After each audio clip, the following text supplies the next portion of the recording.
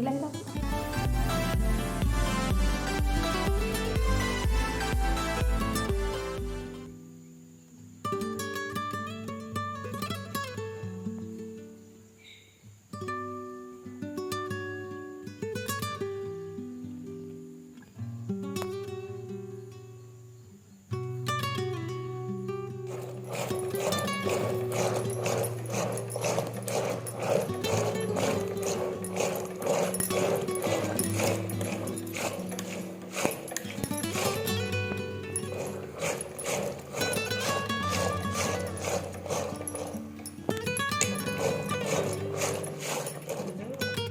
Hello friends, welcome back to the channel Krupa Malnad. ನಾನು ಕೃಪಾ. ನಿನ್ನೆ ವಿಡಿಯೋನ ಇದು ಕಂಟಿನ್ಯೂಷನ್ ಬ್ಲಾಗ್ ಆಗಿರುತ್ತೆ. ನಿನ್ನೆ ಅಲ್ಲಿಗೆ ಮುಗಿಸ್ದೆ. ಹಾಗೆ ಸ್ನಾನ ಎಲ್ಲ ಆಯಿತು. ಅಮ್ಮಂಗೆ ತುಂಬ ದಿನದಿಂದ ಹಾಲ್ಗರಿಗೆ ತಿನ್ನಬೇಕು ಅಂತ ಅನ್ನಿಸ್ತಾ ಇತ್ತು.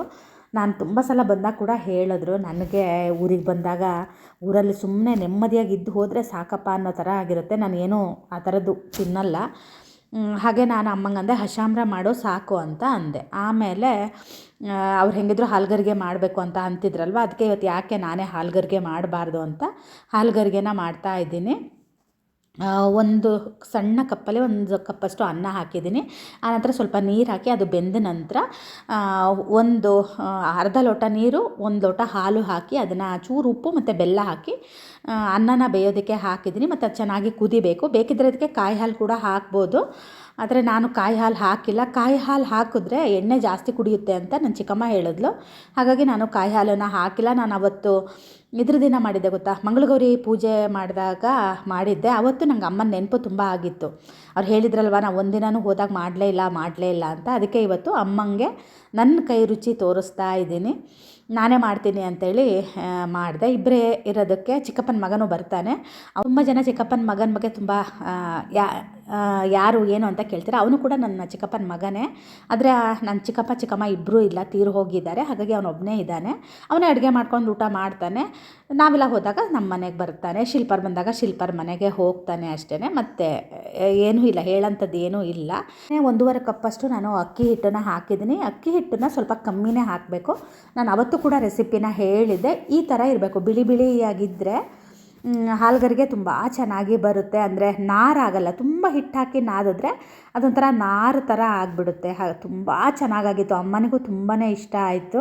ಅಮ್ಮನೂ ಒಬ್ಬರೇ ಇರೋದಕ್ಕೆ ಅವರಿಗೆ ಈ ಥರದ್ದೆಲ್ಲ ಮಾಡಿದಾಗ ಯಾರಾದರೂ ಜನ ಇದ್ದರೆ ಅಥವಾ ನಾವೇನಾದರೂ ಹೋದರೆ ಮಾಡ್ತಾರೆ. ನಾನು ಹೋದಾಗ ನಾನಂತೂ ಸೋಮಾರಿ.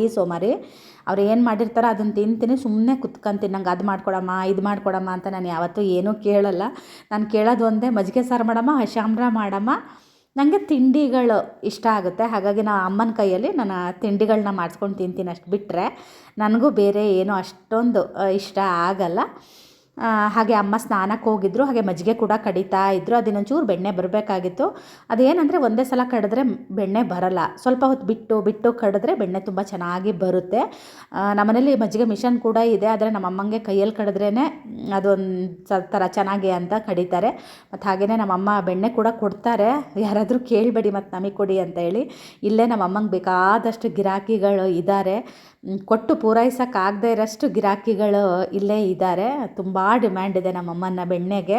ಇವಾಗಿಂದ ಅಲ್ಲ, ತುಂಬ ವರ್ಷಗಳಿಂದ ಅಮ್ಮ ಬೆಣ್ಣೆನ ಕೊಡ್ತಾರೆ. ಅವ್ರಿಗೆ ಅದೊಂದು ಅಭ್ಯಾಸ. ಯಾಕಂದರೆ ಅವರು ಒಬ್ಬರೇ ಇರೋದಕ್ಕೆ. ಮತ್ತು ನಾನು ಏನು ತುಂಬ ಬೆಣ್ಣೆ ತುಪ್ಪ ಎಲ್ಲ ಒಯ್ಯೋದು ಇಲ್ಲ. ನಾನು ಸ್ವಲ್ಪ ಮಾತ್ರ ಒಯ್ತೀನಿ. ಇವಾಗಂತೂ ಮಕ್ಕಳಿದ್ದಾಗಾದರೂ ಬೆಣ್ಣೆ ಜಾಸ್ತಿ ಒಯ್ತಾ ಇದೆ. ಇವಾಗ ಮಕ್ಕಳು ಇಲ್ಲದೇ ಇರೋದಕ್ಕೆ ನಾನು ಕೂಡ ಸ್ವಲ್ಪ ಮಾತ್ರ ಒಯ್ತೀನಿ. ತುಪ್ಪ ಮಾತ್ರ ಒಯ್ತೀನಿ. ಹಾಗೆಯೇ ಇದು ಕಜ್ಜಾಯದ ಕಡ್ಡಿ ಅಂತ ಹೇಳ್ತಾರೆ. ನಮ್ಮಲ್ಲಿ ರೈತರ ಮನೆಗಳಲ್ಲಿ ಇದು ಇದ್ದೇ ಇರುತ್ತೆ. ನಮ್ಮ ಅಮ್ಮನೂ ಕೂಡ ಮಾಡಿಸಿ ಇಟ್ಕೊಂಡಿದ್ದಾರೆ 2. ಅದರಲ್ಲಿ ಈ ಸಲ ನಾನು ಕೂಡ ಒಂದು ಒಯ್ಯಬೇಕು. ಹುಡುಕಿ ಇಟ್ಟೆ. ಆಮೇಲೆ ಇದು ಸಿಕ್ತು ನೋಡಿ. ಅದರಲ್ಲಿ ಎಷ್ಟು ಚೆನ್ನಾಗಿ ಡಿಸೈನ್ ಕೂಡ ಮಾಡಿ ಇರ್ತಾರೆ. ನಮ್ಮಲ್ಲಿ ಹೇಳ್ತೀನಿ ನಾನು ಆಮೇಲೆ ವಿಡಿಯೋದಲ್ಲಿ ಹೇಳಿದ್ದೀನಿ. ವಿಡಿಯೋನ ನೀವು ಕೊನೆ ತನಕ ಸ್ಕಿಪ್ ಮಾಡದೆ ನೋಡಿದ್ರೆ ಇದ್ರ ಬಗ್ಗೆ ನಿಮಗೆ ಮಾಹಿತಿ ಕೂಡ ಸಿಗುತ್ತೆ. ನಮ್ಮಮ್ಮ ಇದು ಕಜ್ಜಾಯದ ಕಡ್ಡಿ ಅಂತ ಹೇಳ್ತಾರೆ. ಕಜ್ಜಾಯದ ಕಡ್ಡಿನಾ ನಾವು ಕಜ್ಜಾಯ ಅನ್ನಲ್ಲ. ನಮ್ಮಲ್ಲಿ ರೈತರು ಇದನ್ನ ಕಜ್ಜಾಯದ ಕಡ್ಡಿ ಅಂತಾರೆ. ಅವರು ಇದಕ್ಕೆ ನಾವು ಹಾಲ್ಗರ್ಗೆ ಅಂತೀವಿ. ಅವ್ರು ಹಾಲು ಹಾಕಲ್ಲ, ನೀರು ಹಾಕಿ ಮಾಡ್ತಾರೆ. ಅಂದರೆ ಅಕ್ಕಿನ ತೊಳೆದಾಕಿ ಹಿಟ್ಟು ಮಾಡಿಸಿ ಮಾಡ್ತಾರೆ. ನಮ್ಮ ಕಡೆ ತುಂಬ ಮಲೆನಾಡಲ್ಲಿ ಕೋಳಿ ಕಜ್ಜಾಯ ಅಂತಾನೆ ಅದು ಫೇಮಸ್ಸು. ನಮ್ಮ ಪಕ್ಕದ ಮನೆ ಅಣ್ಣ ಮಾಡ್ಕೊಟ್ಟಿದ್ದು ಹುಚ್ಚಣ್ಣ ಅಂತ ಹೇಳಿ. ನಾನು ಅದೇ ಅಮ್ಮಗೆ ಅಂದೆ, ಇದನ್ನು ಹುಡುಕ್ತಾ ಇದ್ದೆ ನಾನು, ಇಲ್ಲಿ ಮೇಲಿತ್ತು, ಹುಡುಕದೆ ಸಿಗ್ಲಿಲ್ಲ. ಆಮೇಲೆ ಅಮ್ಮ ಇಲ್ಲಿ ಸೈಡಿಗೆ ಕೇಳು, ಮೊನ್ನೆ ಧೂಳು ಹೊಡಿಬೇಕಿದ್ರೆ ಸಿಕ್ತು ಅಂತ ಹೇಳಿದ್ರು. ನಾನು ತಗೊಂಡೋಣ ಅಂತ. ಅವರು ಅವಾಗೆಲ್ಲ ನಮ್ಮ ತುಂಬ ಜನ ನಾವೆಲ್ಲ ಇರ್ತಿದ್ವಲ್ಲ, ಅವಾಗ ಚಕ್ಲಿ ಅದು ಇದು ಜಾಸ್ತಿ ಮಾಡ್ತಾಯಿದ್ರು. ಇವಾಗ ಚಕ್ಲಿ ಹಿಟ್ಟೆ ನಮಗೆ ಕೊಡ್ತಾ ಇದ್ರು, ಚಕ್ಲಿ ಹಿಟ್ಟೆ ನಮಗೆ ಕೊಡ್ತಾಯಿದ್ರು, ಮಾಡೋಕ್ಕಾಗಲ್ಲ ಅಂತ ಹೇಳಿ. ಚಕ್ಲಿ ಹಿಟ್ಟಿದೆ ಮಾಡೋಣ ಅಂದರು, ನೋಡೋಣ ಅಂತ ಹೇಳಿದ್ದೀನಿ. ಅದೇ ಇದನ್ನೇ ಸ್ವಲ್ಪ ಸಣ್ಣ ಮಾಡಿಸ್ಕೊಡಮ್ಮ, ನಾವೇನು ಇಷ್ಟಿಷ್ಟು ಮಾಡಲ್ಲ, ಒಂದಿಷ್ಟಿಷ್ಟು ಮಾಡಿಸ್ಕೊಂಡು ಇದನ್ನು ಹಿಂಗೆ ಚೂಪ ಮಾಡಿಸ್ಕೊಳ್ಳೋಣ ಅಂತ ಅಂದ್ಕೊಂಡಿದ್ದೀನಿ. ಚಕ್ಲಿ ತೆಗಿಯೋಕ್ಕೂ ಚೆನ್ನಾಗಾಗುತ್ತೆ, ಇದು ಹಾಲ್ಗರ್ಗೆ ತೆಗೆಯೋದಕ್ಕೂ ಚೆನ್ನಾಗಾಗುತ್ತೆ ಅಂತ ಇದನ್ನು ನಾನೇ ತಗೊಂಡೋಗೋಣ ಅಂತ ಇದ್ದೀನಿ. ಆಮೇಲೆ ಇನ್ನೊಂದಿತ್ತು, ನಮ್ಮಲ್ಲೆಲ್ಲ ಅನ್ನ ಊಟಕ್ಕೆ ಬಡಿಸ್ತೀವಲ್ವ, ಅದಕ್ಕೆ ಅದು ಅನ್ನದ ಕೈ ಅಂತ ಇರೋದು. ನಿಮಗೆಲ್ಲ ನೆನಪಿದೆಯೋ ಇಲ್ವೋ ಗೊತ್ತಿಲ್ಲ, ಅದೇ ಇರೋದು ನಮ್ಮಲ್ಲಿ ಕೆಲಸದವರಿಗೆಲ್ಲ ಊಟ ಹಾಕೋದಕ್ಕೆ. ಆಮೇಲೆ ಮನೇಲೂ ಅಷ್ಟೇ ಊಟ ಹಾಕೋಕ್ಕೆ ಅದೊಂದು ಇರೋದು, ತೋರಿಸ್ತೀನಿ ಅಮ್ಮ ತೆಗೆದಿಡ್ತೀನಿ ಅಂತ ಹೇಳಿದ್ದಾರೆ. ತಟ್ಟೆ ಅದಕ್ಕೆ ಹಿಂಗೆ ಹ್ಯಾಂಡ್ ಇರೋದು. ನಮ್ಮ ದೊಡ್ಡ ಮನೇಲಿ ಕಂಚಿಂದಿತ್ತು ಅಲ್ಲ, ನಮ್ಮಮ್ಮರ ಹತ್ರ ಎಲ್ಲ ಕಂಚಿಂದಲ್ಲ ಇದು ಸ್ಟೀಲಿಂದಿತ್ತು. ನಾನು ಮೊನ್ನೆ ಯಾವುದೋ ಒಂದು ಹಿಂಗೆ ರೀಲ್ಸ್ ನೋಡ್ತಾ ಇದ್ದೆ, ಅದರಲ್ಲಿ ನಮ್ಮ ಮನೆಯವರಿಗೆ ತೋರಿಸ್ದೆ, ನಮ್ಮ ಮನೆಯವರಿಗೂ ನೆನಪಿತ್ತು. ಅವ್ರ ಮನೇಲೂ ಇತ್ತಂತೆ, ಹಳೆ ಮನೆಯಲ್ಲಿ. ಅವರು ಹೇಳಿದ್ರು ನಮ್ಮ ಮನೇಲೂ ಕಂಚಿಂದಿತ್ತು ಅಂತಂದ್ರೆ. ನಮ್ಮ ದೊಡ್ಡ ಮನೆಯಲ್ಲೂ ಅಷ್ಟೇ, ಸೌಟು ಒಗ್ಗರಣೆ ಹಾಕೋದಕ್ಕೆ ಸೌಟು ಕೂಡ ಕಂಚಿಂದೆ. ಇಷ್ಟು ದೊಡ್ಡ ಸೌಟು, ಕಪ್ಪಾಗಿರೋದು, ಇಷ್ಟು ಉದ್ದ, ಹಿಂಗೆ ಹಿಡಿಕೆ, ಉದ್ದ ಹಿಡಿಕೆ ಇರೋದಿತ್ತು. ಅವಾಗೆಲ್ಲ ಅದ್ರದ್ದು ಇದು ವ್ಯಾಲ್ಯೂ ಅನ್ನೋದು ಗೊತ್ತಿರಲಿಲ್ಲಲ್ಲ, ಹಾಗಾಗಿ ಅದನ್ನು ಅವ್ರು ಅಷ್ಟು ಇದು ಮಾಡ್ತಿರ್ಲಿಲ್ಲ. ಇವಾಗ ಮತ್ತೆ ಅದು ಟ್ರೆಂಡ್ ಶುರು ಆಗಿದೆ. ನಾನು ನಮ್ಮ ಮನೆಯವರಿಗೆ ಒಂದು ಹೇಳ್ತಾ ಇದ್ದೀನಿ, ಒಂದು ಬಾಣಲೆ ಕೊಡಿಸಿ ಅಂತ ಕೇಳ್ತಾ ಇದ್ದೀನಿ. ಹ್ಞೂ ಅಂತಿದ್ದಾರೆ, ನೋಡೋಣ ಯಾವಾಗ ಕೊಡಿಸ್ತಾರೆ ಗೊತ್ತಿಲ್ಲ. ನಂಗೆ ಒಂದು ತಗೋಬೇಕಂತ ಆಸೆ ಇದೆ. ಅದೇ ಅಮ್ಮನ ಹತ್ರ ಇದನ್ನು ಒಯ್ತಾ ಇದ್ದೀನಿ. ಪ್ರತಿ ಸಲ ಬಂದಾಗ ಅಮ್ಮನ ಮನೆಯಿಂದ ಏನಾದರೂ ಒಂದೊಂದು ವಸ್ತುನ ಒಯ್ಯೋದಾಗುತ್ತೆ. ಅದೇ ಅದನ್ನು ಒಯ್ತೀಯಾ ಅಂತ ಇದ್ರು, ಅನ್ನದ ಕೈ ತೆಗೆದಿಡ್ತೀನಿ, ಒಯ್ತೀಯಾ ಅಂದರು. ಹ್ಞೂ ಅಂತ ಅನ್ನ. ಹೆಂಗೆ ಒಯ್ತೀಯ ಬಸ್ಸಿಗೆ? ಏನೋ ಚೀಲಕ್ಕೆ ತುಂಬ ತನಕ, ಚೀಲಕ್ಕೆ ತುಂಬಿದ್ಮೇಲೆ ಹೆಂಗೋ ಊರಿಗೆ ಹೋಗುತ್ತೆ ಅಂತ ಅಂದೆ. ಹೋದ ಸಲ ಬಂದಾಗ ನಾನು ನೆನ್ಪು ಮಾಡಿ ಹೋಗಿದ್ದೆ. ಈ ಸಲ ತೆಗೆದಿರ್ತೀನಿ ಅಂದಿದ್ರೆ, ಈಗ ಹೋಗೋದ್ರಲ್ಲೇ ತೆಕ್ಕೊಡ್ತೀನಿ ಅಂದಿದ್ದು, ತೆಕ್ಕೊಟ್ರೆ ಒಯ್ತೀನಿ, ಇಲ್ಲಾಂದರೆ ಇನ್ನೊಂದ್ಸಲ ಹಿಂಗೆ ಕಾರಲ್ಲಿ ಯಾವಾಗಾರು ಬಂದಾಗ ಒಯ್ಯೋಕ್ಕಾಗುತ್ತೆ ಅಂತ. ನೀವು ಮಾಡಿಕೊಡ್ತೀಯ, ಬಸ್ ಕೊಡ್ತೀಯಮ್ಮ? ನೀವು ಹೊಸ್ಕೊಡ್ತೀಯಾ? ನಮ್ಮಮ್ಮ ಮಾಡೋಕ್ಕೆ ಸ್ವಲ್ಪ ಇದು ಮಾಡ್ತಾರೆ, ಹಾಗಾಗಿ ಮಾಡ್ತಾರೆ ಅಲ್ಲನ, ಮಾಡಲ್ಲ ಅಂತಾರೆ, ಮಾಡ್ತೀನಿ ಅಂತಾರೆ, ಏನೋ ಗೊತ್ತಿಲ್ಲ. ಅದಕ್ಕೆ ನೀನು ಹೊರಗೆ ಕೂತ್ಕೊಂಡು ಹೊಸ್ಕೊಡು, ನಾನು ಕರಿತೀನಿ ಅಂತ ಅಂದೆ. ನಾನು ಎಲ್ಲ ರೆಡಿ ಮಾಡಿ ಇಟ್ಟಿದ್ದೀನಿ, ಅವ್ರು ಹೊಸ್ಕೊಟ್ರೆ ಮುಗೀತು ಅಷ್ಟೇ. ಟೈಮ್ ಬಂದು 1:15 ಆಗಿದೆ. ವೆಲ್ಕಮ್ ಬ್ಯಾಕ್ ಹೇಳಿದ್ದೀನಿ ಅನಿಸುತ್ತೆ, ವಿಡಿಯೋ ಶುರು ಆಗಿದ್ದಲ್ಲ, ಹಾಗಾಗಿ ತುಂಬ ಚೆನ್ನಾಗಾಗುತ್ತೆ. ಆ ಹಿಟ್ಟಿನ ಘಮ ಇದೆಯಲ್ಲ, ಅದು ನಾದಬೇಕಿದ್ರೆ ಘಮ ಬರುತ್ತೆ. ನಾನು ಒಂಚೂರು ಇವತ್ತು ಬೆಲ್ಲ ಹಾಕಿದೆ. ಈ ಕಡೆ ಎಲ್ಲ ಬೆಲ್ಲ ಹಾಕ್ತಾರೆ, ತುಂಬ ಬೆಲ್ಲ ಹಾಕ್ತಾರೆ ಕೆಲವೊಬ್ರು, ನಮಗೆ ಅಷ್ಟು ಬೆಲ್ಲ ಚೆನ್ನಾಗಾಗಲ್ಲ.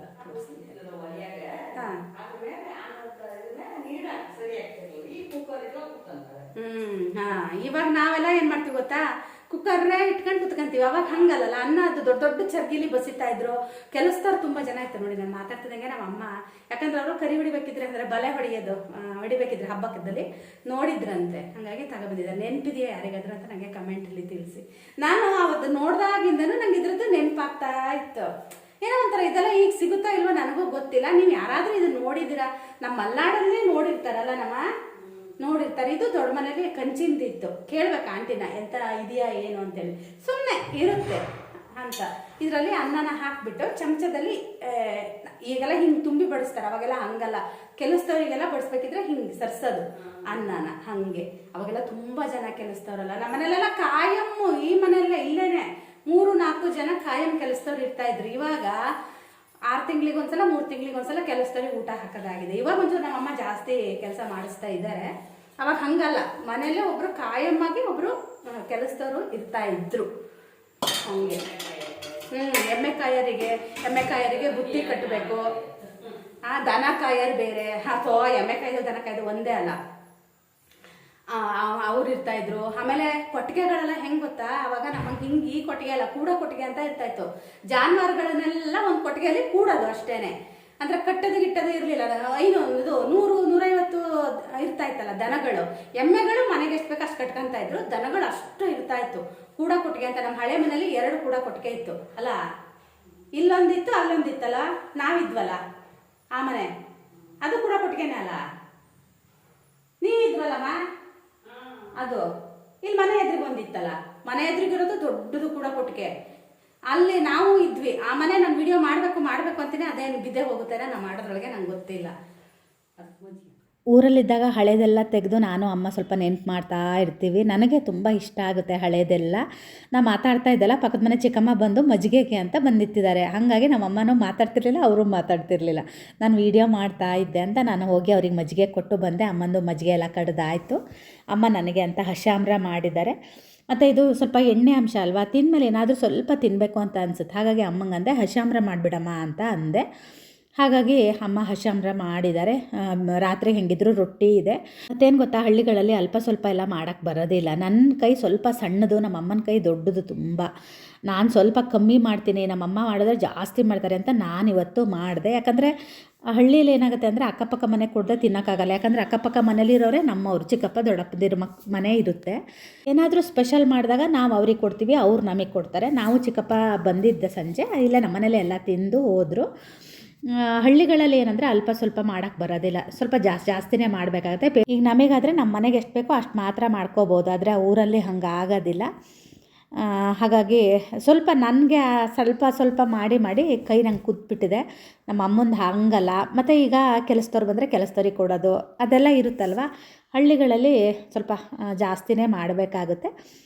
ಅಮ್ಮ ಎಂಥದೋ ಕೆಲಸ ಮಾಡ್ತಾಯಿದ್ರು. ನಾನೊಂದು ಸ್ವಲ್ಪ ಹೊಸಿತೀನಿ ಅಂತೇಳಿ ನಾನೊಂದು ಸ್ವಲ್ಪ ಒಂದೆರಡು ಬಾಣಲಿ ಅಷ್ಟು ಹೊಸ್ಕೊಂಡೆ. ಈ ಥರ ನೀರು ಹಚ್ಚಿಬಿಟ್ಟು ಈ ಥರ ಹೊಸ್ದುಬಿಟ್ಟು ಆ ಕಡೆ ಸೈಡ್ಗೆ ಈ ಥರ ಕಟ್ ಮಾಡಿ ಈ ಥರ ಸೇರಿಸಿದ್ರೆ ಹಾಲ್ಗರಿಗೆ ಎಲ್ಲಿ ಸೇರಿಸಿದ್ದೀವಿ ಅಂತ ಗೊತ್ತಾಗಲ್ಲ. ಒಬ್ಬೊಬ್ಬರು ಒಂದೊಂದು ಥರ ಸೇರಿಸ್ತಾರೆ. ನನಗೆ ಇದು ನಮ್ಮ ಹಳೆ ಮನೆ ಚಿಕ್ಕಮ್ಮ ಇದ್ದಾರಲ್ಲ, ಅವ್ರ ಅಮ್ಮ ಹೇಳ್ಕೊಟ್ಟಿರೋದು. ಅವರು ತುಂಬ ಚೆನ್ನಾಗಿ ಮಾಡ್ತಾಯಿದ್ರು, ಅಜ್ಜಿ. ಅವ್ರು ಹೇಳ್ಕೊಟ್ಟಿದ್ದಿದ್ದು ನನಗೆ ಹಾಲ್ಗರಿಗೆ ಮಾಡಿದಾಗೆಲ್ಲ ನಂಗೆ ಅವರು ಕೂಡ ನೆನಪಾಗ್ತಾರೆ. ಕೆಲವೊಬ್ರದ್ದು ಹಾಗೆ ಅಲ್ವಾ, ಒಬ್ಬೊಬ್ಬರ ಹತ್ರ ಒಂದೊಂದು ಕಲಿಯೋದು ಇರುತ್ತೆ. ಅದು ವಯಸ್ಸಾದವ್ರ ಹತ್ರ ಅಂತೂ ಇನ್ನೂ ಜಾಸ್ತಿನೇ ಕಲಿಯೋದಿರುತ್ತೆ, ಅವರ ಅನುಭವನೇ ಜಾಸ್ತಿ ಅಲ್ವಾ. ಹಾಗೆ ಈಗ ನಾನು ಹಾಲ್ಗರಿಗೆನ ಕರಿತಾ ಇದ್ದೀನಿ. ನಮ್ಮಮ್ಮ ಸ್ವಲ್ಪ ಹೆದರೋದೇನೇ ಇಲ್ಲ, ಅವರು ಮಾಡ್ತಾರೆ ಯಾವಾಗ್ಲೂ. ಈ ಸಲನೇ ನಾನೇ ಫಸ್ಟ್ ಮಾಡಿದ್ದು. ಈಗ ಮಾಡಿ ತುಂಬ ದಿನ ಆಗಿತ್ತಲ್ಲ, ನೀನೇ ಮಾಡು ಅಂತ ಇದ್ದರು. ಹಾಗಾಗಿ ನಾನೇ ಮಾಡ್ತಾಯಿದ್ದೀನಿ. ನಾನು ಹೆದರ್ಬಿಟ್ಟು ಏನು ಮಾಡಿದೆ ಅಂದರೆ ಚಿಬ್ಲಾನ ಮುಚ್ಚಿದೆ. ಒಂದೇ ಬಾಣಲಿಗೆ ಮುಚ್ಚಿದೆ ಅಷ್ಟೇ. ಆಮೇಲೆ ನಾನು ಮುಚ್ಚಕ್ಕೆ ಹೋಗಲಿಲ್ಲ. ಸ್ವಲ್ಪ ಸಣ್ಣ ಉರಿಲೇನೆ ಈ ಥರ ಬೇಯಿಸಬೇಕಾಗುತ್ತೆ. ಈ ಥರ ತಿರ್ಸಿ ಹಾಕಿದ್ರೆ ಸಹಿ ತುಂಬ ಚೆನ್ನಾಗಾಗುತ್ತೆ. ಅದೇ ಈ ಥರ ಹೊಸ್ದುಬಿಟ್ಟು ಚುಚ್ಚಿಬಿಟ್ಟು ಮಾಡಿ ಚೆನ್ನಾಗಾಗುತ್ತೆ. ನಮ್ಮಮ್ಮ ಚುಚ್ಚಕ್ಕೇನೋ ಕೊಡ್ತೀನಿ ಅಂದರು, ಅಲ್ಲಿ ಏನೂ ಇರಲಿಲ್ಲ. ಹಾಗಾಗಿ ನಾನು ಚಾಕುದಲ್ಲೇ ಚುಚ್ಚಿದೆ. ಏನಾಗುತ್ತೆ ಅಂದರೆ ಡಮ್ ಅನ್ನುತ್ತೆ ಅಷ್ಟೇ. ಅದು ಅಂದಾಗ ಏನಾಗುತ್ತೆ ಗೊತ್ತಾ, ಬಾಣಲಿಲಿ ಒಂದು ಹನಿ ಎಣ್ಣೆ ಇರಲ್ಲ, ಎಲ್ಲದು ಡಮ್ ಅಂತ ಹಾರುತ್ತೆ. ಕೆಲವೊಬ್ಬರೆಲ್ಲ ಮೈ ಕೈ ಮುಖ ಎಲ್ಲ ಇದೆ. ಹಾಗಾಗಿ ಇದನ್ನು ಸ್ವಲ್ಪ ಮಾಡೋದು ತುಂಬ ಕಮ್ಮಿ. ನಮ್ಮ ಅಜ್ಜಿಯರೆಲ್ಲ ನಮ್ಮನ್ನು ಒಳಗೂ ಬಿಟ್ಕೊತಿರ್ಲಿಲ್ಲ. ನಾನು ಹೋದ್ಸಲ ಮಾಡಿದಾಗೂ ಹೇಳಿದೆ ಅಲ್ಲ, ನಾವೆಲ್ಲ ಹೊರ ಕುತ್ಕೊಂಡು ಹೊಸ್ತು ಕೊಟ್ಟರೆ ನಮ್ಮ ದೊಡ್ಡಜ್ಜಿ ಮಾತ್ರ ಕರಿತಾ ಇದ್ದರು. ಅದೇ ಅದು ಗಂಟಿದ್ರೆ ಹಂಗಾಗುತ್ತೆ ಅಂತ ಹೇಳ್ತಾರೆ. ಏನೋ ನನಗೂ ಗೊತ್ತಿಲ್ಲ. ಕೆಲವೊಬ್ಬರೆಲ್ಲ ಹೇಳ್ತಾರೆ ಬಳೆ ಸೌಂಡ್ ಕೇಳಿದ್ರು ಕೂಡ ಡಮ್ ಅಂತವೆ ಅಂತ ಎಲ್ಲ ಹೇಳ್ತಾರೆ. ನಾನಂತೂ ಹೆದರಿಕೆ ಇಲ್ದಂಗೆ ಮಾಡ್ತಾಯಿದ್ದೀನಿ. ಯಾವತ್ತೂ ಏನೂ ಆಗಿಲ್ಲ, ದೇವ್ರ ದಯೆಯಿಂದ ಏನೂ ಆಗದೇ ಇದ್ದರೂ ಸಾಕು ಅಷ್ಟೇ. ನೋಡಿ, ಈ ಥರ ಹೊಂಬಣ್ಣ ಬರೋ ತನಕ ಇದನ್ನು ಬೇಯಿಸ್ಕೋಬೇಕಾಗುತ್ತೆ. ಸಣ್ಣ ಉರಿಲಿ ಬೇಯಿಸ್ಕೊಂಡ್ರೆ ಚೆನ್ನಾಗಿರುತ್ತೆ, ತುಂಬ ಚೆನ್ನಾಗಾಗುತ್ತೆ. ಖಂಡಿತ ಇದನ್ನು ಟ್ರೈ ಮಾಡಿ. ಇದಕ್ಕೆ ನಾವು ಕಾಯಿ ಚಟ್ನಿ ಮಾಡ್ಕೊಂಡಿದ್ವಿ. ನೀವು ಯಾರಾದರೂ ನಾನ್ ವೆಜ್ ತಿನ್ನೋದಿದ್ರೆ ನಾನ್ ವೆಜ್ ಕೂಡ ಇದನ್ನು ಮಾಡ್ಕೋಬೋದು. ಇದೇ ಥರ ಮಾಡಿಬಿಟ್ಟು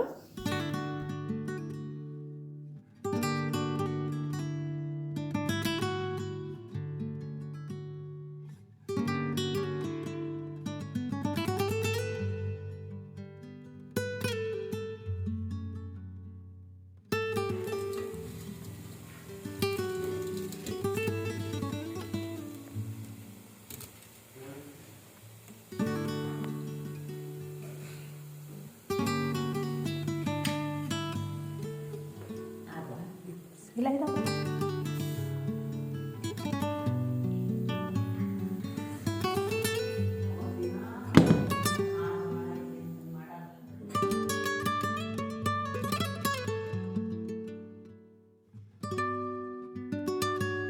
ಇವತ್ತು ಮಧ್ಯಾಹ್ನದ ಊಟ ಇದೇನೆ. ನನಗೆ ಹಶಾಮ್ರ ತುಂಬ ಇಷ್ಟ. ಹಾಗಾಗಿ ಅಮ್ಮ ನನಗೆ ಇಷ್ಟ ಆಗಿರೋದು ಅವ್ರು ಮಾಡಿದ್ದಾರೆ, ಅವ್ರಿಗೆ ಇಷ್ಟ ಆಗಿರೋದನ್ನು ನಾನು ಮಾಡಿದೆ. ಚಟ್ನಿಗೆ ಸ್ವಲ್ಪ ಉಪ್ಪು ಕಮ್ಮಿ ಅಂತೇಳಿ ಅಮ್ಮ ಉಪ್ಪು ಹಾಕಿದ್ರು. ಹಾಲ್ಗರಿಗೆ ಕೂಡ ಸ್ವಲ್ಪ ಉಪ್ಪು ಕಮ್ಮಿ ಇತ್ತು ಅಂತ ಹೇಳಿದ್ರು. ನಾನು ಸ್ವಲ್ಪ ಉಪ್ಪು ಕಮ್ಮಿ ತಿನ್ನೋದಕ್ಕೆ ನಾನೇನು ಮೇಲಿಂದ ಉಪ್ಪೇನು ಹಾಕೊಳ್ಳಲ್ಲ.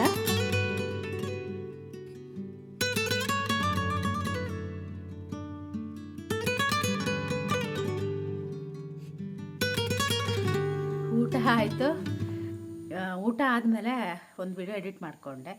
ನೆನ್ನೆ ಮಧ್ಯಾಹ್ನ ಮಾಡಿದ್ದಲ್ಲ, ಊರಿಂದ ಬಂದವಳು ರಾತ್ರಿ ಅದಕ್ಕೆ ಎಡಿಟ್ ಮಾಡೋಕ್ಕೆ ಬೇಡ ಅಂತ ಅನ್ನಿಸ್ತು, ಮಾಡಿರಲಿಲ್ಲ. ಮಧ್ಯಾಹ್ನದ ಮೇಲೆ ಥಂಡಿ ಜೋರಾಯಿತು.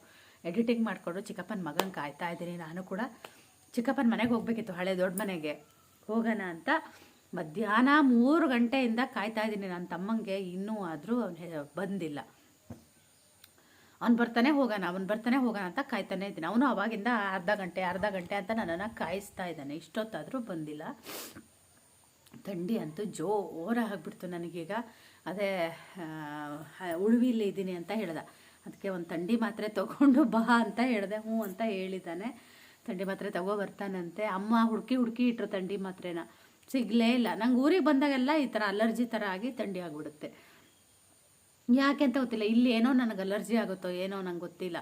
ಪ್ರತಿ ಸಲ ಊರಿಗೆ ಬಂದಾಗೂ ನಂಗೆ ಒಂದು ಸಲ ಥಂಡಿ ಆಗಿನೇ ನಾನು ಹೋಗೋದು. ನೀರು ಬದಲಾಗಿ ಅಂತ ಹೇಳ್ತಾರೆ. ನೀರು ಬದಲಾಗಿ ಅಲ್ಲ, ನನಗೆ ಯಾವುದೋ ಗಿಡದ ಅಲರ್ಜಿ ಆಗುತ್ತೆ ಅನಿಸುತ್ತೆ. ನಾನು ಇಲ್ಲಿ ಮದುವೆಗಿಂತ ಮುಂಚೆ ಇದ್ದಾಗೂ ಅಷ್ಟೇ, ನಾನು ಬೆಳಗ್ಗೆ ಎದ್ದ ತಕ್ಷಣ ನನಗೆ ಇದೇ ಥರ. ನಮ್ಮೂರಲ್ಲೂ ಇವಾಗ ಸ್ವಲ್ಪ ನನಗೆ ಶುರುವಾಗಿದೆ ಮತ್ತೆ ಅಲರ್ಜಿ ಥರ. ಅವಾಗವಾಗ ಬೆಳಗ್ಗೆ ಥಂಡಿ ಆಗುತ್ತೆ. ಅದು ತುಂಬ ವರ್ಷಗಳ ಕಾಯಿಲೆ ಅದು ನನಗೆ. ಈಗ ಮಧ್ಯ ಸ್ವಲ್ಪ ಕಮ್ಮಿ ಆಗಿತ್ತು. ಮೆಡಿಸಿನ್ ಮಾಡಿದ್ದೆ ನಾನು, ಒಂದು ಆಯುರ್ವೇದಿಕ್ ಮೆಡಿಸಿನ್ ಮಾಡಿದ್ದೆ, ಆವಾಗ ಕಮ್ಮಿ ಆಗಿತ್ತು. ಈಗ ಮತ್ತೆ ಸ್ವಲ್ಪ ದಿನದಿಂದ ಶುರುವಾಗಿದೆ. ಇವತ್ತಂತೂ ಕಣ್ಣು ಬಿಡೋಕ್ಕಾಗ್ತಾ ಇಲ್ಲ ನನಗೆ, ಆ ಥರ ಥಂಡಿ ಆಗಿದೆ. ಇವತ್ತು ಕೆಲಸಕ್ಕೆ ರೇವಣ್ಣ ಕೂಡ ಬಂದಿಲ್ಲ. ಅಂದರೆ ಎಮ್ಮೆ ಹೊಡ್ಕೊಬರೋಕ್ಕೆ ನಿನ್ನೆ ಎಲ್ಲ ಹೊಡ್ಕೊಬಂದು ಕಟ್ಟೋಗಿದ್ದ. ಇವತ್ತು ಬಂದಿಲ್ಲ. ಅದೇ ಅಮ್ಮ ಹೋಗಿದ್ದಾರೆ. ಟೈಮ್ ಬಂದು 5:15 ಆಗಿದೆ. ಥಂಡಿ ಆಗಿದೆ. ತಲೆನೋ ಒಂದು ಬರದೇ ಇದ್ದರೆ ಸಾಕಪ್ಪ, ಅಥವಾ ಜ್ವರನೂ ಬರದೇ ಇದ್ದರೆ ಸಾಕಪ್ಪ ಅಂದ. ಅಮ್ಮನ ಹತ್ರ ಡೋಲೋ ಇದೆಯಂತೆ. ನನಗೇನು ಜ್ವರ ಏನೂ ಬಂದಿಲ್ಲ, ಬರೀ ಥಂಡಿ ಆಗಿದೆ, ಅಲರ್ಜಿ ಥರ ಆಗಿ. ಹಾಗಾಗಿ ನಾನು ಡೋಲೋ ಏನು ಬೇಡ, ಬರೀ ಥಂಡಿ ಮಾತ್ರ ಇದ್ದರೆ ಹುಡ್ಕೊಡಮ್ಮ ಅಂತ ಅಂದೆ. ಇಲ್ಲ ಅಂತ ಅವ್ರ ಹತ್ರನೂ ಇದೆಯಂತೆ. ಎಷ್ಟು ಹುಡುಕಿದ್ರೂ ಸಿಗಲಿಲ್ಲ. ಎಲ್ಲೋ ಇದೆ, ಸಿಗ್ತಾ ಇಲ್ಲ ಅಂದರು. ನನ್ನ ಟೈಮಿಗೆ ಸಿಗ್ತಾ ಇಲ್ಲ. ಅದು ಟೀನೂ ಕುಡ್ದಿಲ್ಲ. ಅಮ್ಮ ಅದೇ ಎಮ್ಮೆ ಹೊಡ್ಕೊಬಂದು ಟೀ ಮಾಡ್ತೀನಿ ಅಂತ ಹೇಳಿದ್ರು. ಸುಮ್ಮನೆ ಅದೇ ಚಿಕ್ಕಪ್ಪ ಬಂದಿದ್ದ. ಚಿಕ್ಕಪ್ಪ ಟೀ ಕುಡಿದು ಈಗ ಅವರು ಹೋದರು. ಚಿಕ್ಕಮ್ಮ ಇಬ್ಬರು ಬಂದಿದ್ದರು. ಅವರಿಬ್ಬರು ಟೀ ಕುಡ್ದೋದ್ರು. ನಾನು ಟೀ ಬೇಡ ಅಂತ ಅಂದೆ, ನಂಗೆ ಬೇಗ ಆಗುತ್ತೆ ಅಂತ ಬೇಡ ಅಂದೆ. ಮತ್ತು ಸಂಜೆ ನಾನು ಊರಲ್ಲೂ ಟೀನೂ ಕುಡಿಯಲ್ಲ. ಇವತ್ತು ಅಮ್ಮ ತಂಬಾಲಿಟ್ಟಿದ್ದಾರೆ. ತಂಬಾಲಿಟ್ಟು ಟೀ ಮಾಡ್ಕೊಡ್ತೀನಿ ಅಂತ ಹೇಳಿದ್ದಾರೆ. ಅವ್ರು ಬಂದಮೇಲೆ ಟೀ ಕುಡಿತೀನಿ. ಅದೇ ತುಂಬ ಅಂದರೆ ತುಂಬ ಥಂಡಿ ಆಗಿಬಿಟ್ಟಿದೆ. ಯಾಕೆ ಹಂಗಾಯ್ತದೆ ಏನೋ ಗೊತ್ತಿಲ್ಲ. ಇದ್ದಕ್ಕಿದ್ದ ಹಾಗೆ ಜೋರು ಥಂಡಿ ಆಯಿತು. ನಾನು ಚಿಕ್ಕಪ್ಪನ ಮಗನಿಗಾಗಿ ಕಾಯ್ತಾ ಇದ್ದೆ. ನಾನು ದೊಡ್ಡ ಮನೆಗೂ ಕೂಡ ಹೋಗಬೇಕಾಗಿತ್ತು. ಇವತ್ತು ಹೋಗಲೇ ಇಲ್ಲ ನಾನು, ನಾಳೆ ಹೋಗೋಣ ಅಂತ ಸುಮ್ಮನಾದೆ. ಆಮೇಲೆ ಅವನು ಬಂದಾಗ ತುಂಬ ಲೇಟ್ ಆಗಿಬಿಟ್ಟಿತ್ತು. ನಾನು ಅವನು ಇಬ್ಬರು ಸೇರಿ ಈಗ ವಿಡಿಯೋ ಅಪ್ಲೋಡಿಗೆ ಹೋಗ್ತಾಯಿದ್ದೀವಿ. ಇವಾಗ ಬೆಳಕಿದೆ. ನಾವು ಬರಬೇಕಿದ್ರೆ ಪೂರ್ತಿ ಕತ್ಲಾಗ್ಬಿಟ್ಟಿತ್ತು. ಹೊಸಬಾಳೆಯಿಂದ ಬರಬೇಕಿದ್ರೆ ನಾನು ಹಾನಂಬಿ ದಾಟಿ ಹೋಗಬೇಕು ಅಂತೀನಲ್ವ, ಇದೇ ಹಾನಂಬಿ ಅಂದರೆ. ನಾನು ಕಾಲೇಜಿಗೆ ಹೋಗಬೇಕಿದ್ರಲ್ಲ ಇದೇ ರೋಡಲ್ಲೇ ಓಡಾಡ್ತಾ ಇದ್ದೆ. ಇಲ್ಲಿ ನೀರು ಜಾಸ್ತಿ ಇರುತ್ತೆ, ಹಾಗಾಗಿ ಇಲ್ಲಿ ಮಳೆಗಾಲದಲ್ಲಿ ಓಡಾಡಲ್ಲ. ಇವಾಗ ನೋಡ್ಬೋದು ನೀರು ಕಮ್ಮಿ ಇದೆ, ಹಾಗಾಗಿ ಇವಾಗ ಬೈಕಲ್ಲಿ ಹೋಗ್ತಾ ಇದ್ದಾರೆ. ನಮ್ಮ ತಮ್ಮ ಈ ರೋಡಲ್ಲಿ ಬೇಡ ಅಂತ ಹೇಳಿ ಟಾರ್ ರೋಡಲ್ಲೇ ಕರ್ಕೊಂಬರ್ತಾನೆ. ನಂದು ಲಗೇಜ್ ಎಲ್ಲ ಇರುತ್ತಲ್ವ, ಹಾಗಾಗಿ ಇದಕ್ಕೆ ಹಾನಂಬಿ ಅಂತ ಹೇಳೋದು. ನೀವು ಏನಂತೀರೋ ನಂಗೆ ಗೊತ್ತಿಲ್ಲ. ತುಂಬ ದಿನದ ತನಕ ನೀರಿರುತ್ತೆ. ಮಳೆಗಾಲದಲ್ಲಿ ತುಂಬ ನೀರು ಹರಿತಿರುತ್ತೆ. ಹಳ್ಳಿಗಳಲ್ಲಿ ಹೀಗೇನೆ, ಒಂದೂರಿಂದ ಒಂದೂರಿಗೆ ಒಳದಾರಿಗಳು ಜಾಸ್ತಿ ಇರುತ್ತೆ. ನಾವು ಯಾವುದೇ ಊರಿಗೆ ಹೋಗಬೇಕಿದ್ರೂ ಒಳದಾರಿಗಳಲ್ಲಿ ಹೋಗೋದೇ ಜಾಸ್ತಿ ಆಗುತ್ತೆ. ನಾವು ಕೋಣನಕಟ್ಟೆಗೆ ಹೋಗಬೇಕಿದ್ರೆ, ಮಾಗಸೂರಿಗೆ ಹೋಗಬೇಕಿದ್ರೆ, ಸಾಗರ ಹೋಗಬೇಕಿದ್ರೆ, ಇನ್ನು ಸೊರಬ ಹೋಗಬೇಕಿದ್ರೂ ಕೂಡ ಒಳದಾರಿಗಳಿದ್ದಾವೆ. ಕೆಲವೊಬ್ಬರೆಲ್ಲ ಹೋಗ್ತಾರೆ, ಕೆಲವೊಬ್ಬರು ರೋಡ್ ಕೂಡಿ ಹೋಗ್ತಾರೆ. ಈ ಥರ ಒಳದಾರಿಗಳಲ್ಲಿ ಹೋದರೆ ನಿಮಗೆ ಊರ ಹತ್ತಿರ ಬೇಗ ಸಿಗುತ್ತೆ, ಆದರೆ ರೋಡ್ಗಳು ಚೆನ್ನಾಗಿರಲ್ಲ, ಅಷ್ಟೇ ಡಿಫ್ರೆನ್ಸ್ ಇಷ್ಟೇ ಇರೋದು. ಹಾಗೆಯೇ ಇವತ್ತಿನ ವ್ಲಾಗ್ನ ಕೂಡ ನಾನು ಇಲ್ಲಿಗೆ ಮುಗಿಸ್ತಾ ಇದ್ದೀನಿ. ಇದರ ಕಂಟಿನ್ಯೂಯೇಷನ್ ವ್ಲಾಗ್ ನಾಳೆ ಬರುತ್ತೆ. ಯಾಕಂದರೆ ಊರಿನ ವ್ಲಾಗ್ ನೀವೆಲ್ಲ ತುಂಬ ಇಷ್ಟಪಟ್ಟು ನೋಡೋದ್ರಿಂದ ಸ್ವಲ್ಪ ವ್ಲಾಗ್ಗಳನ್ನ ನಾನು ಮಾಡ್ಕೊತಾ ಇದ್ದೀನಿ. ಹಾಗೆಯೇ ನೆಕ್ಸ್ಟ್ ವ್ಲಾಗಲ್ಲಿ ಸಿಗ್ತೀನಿ.